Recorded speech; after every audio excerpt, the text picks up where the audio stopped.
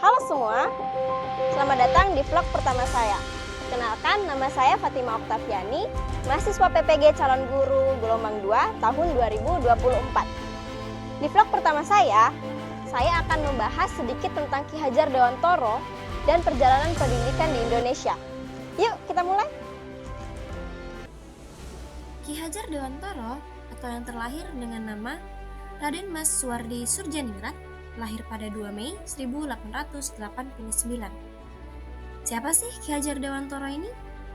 Ya, beliau dikenal sebagai Bapak Pendidikan Nasional dan merupakan pendiri Taman Siswa pada tahun 1922.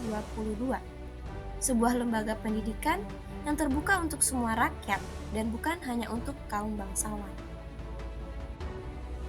Seperti yang kita ketahui, perjalanan pendidikan di Indonesia telah melalui proses yang panjang dan penuh perjuangan.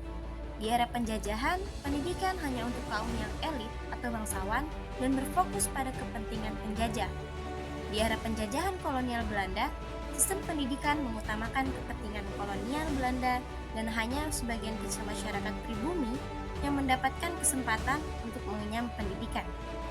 Pada penjajahan Jepang memberikan pendidikan yang bertujuan untuk berperang. Namun, berkat perjuangan tokoh-tokoh seperti Ki Hajar Dewantara, rakyat jelata mulai mendapatkan akses pendidikan yang layak. Setelah Indonesia merdeka pada tahun 1945, sistem pendidikan pun mulai mengalami berbagai perubahan.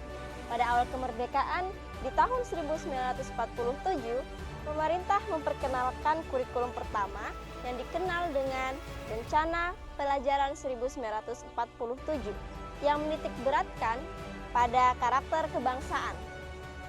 Pada masa Orde Lama, kurikulum sebelumnya yang disempurnakan disebut dengan Rencana Pelajaran 1964.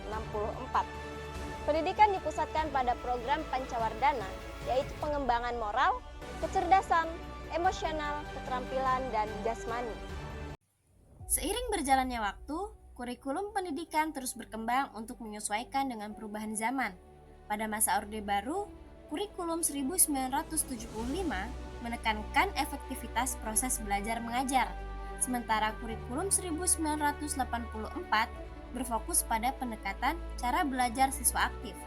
Hingga pada masa reformasi kita sampai pada kurikulum 2013, di mana menekankan perkembangan keterampilan dan kemampuan peserta didik. Dan masa kini dengan kurikulum merdeka ini lebih fleksibel dan mendorong kreativitas siswa.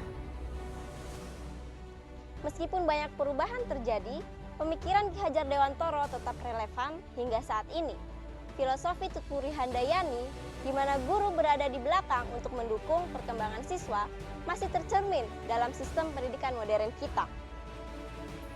Kurikulum merdeka yang diterapkan saat ini berusaha untuk memberikan kebebasan kepada peserta didik untuk belajar sesuai dengan minat dan bakat mereka. Konsep ini sangat sejalan dengan visi Ki Hajar Dewantara yang melihat pendidikan sebagai cara untuk memerdekakan peserta didik, baik secara intelektual maupun emosional. Dari perjuangan Ki Hajar Dewantara hingga perkembangan kurikulum modern, kita bisa melihat betapa pentingnya peran pendidikan dalam membangun bangsa. Mari kita terus menghargai perjuangan para pahlawan pendidikan dan berkontribusi untuk masa depan yang lebih baik. Terima kasih sudah menyimak vlog ini. Jangan lupa untuk like, share, dan subscribe agar tidak ketinggalan konten edukatif lainnya. Sampai jumpa di vlog berikutnya. Tetap semangat belajar!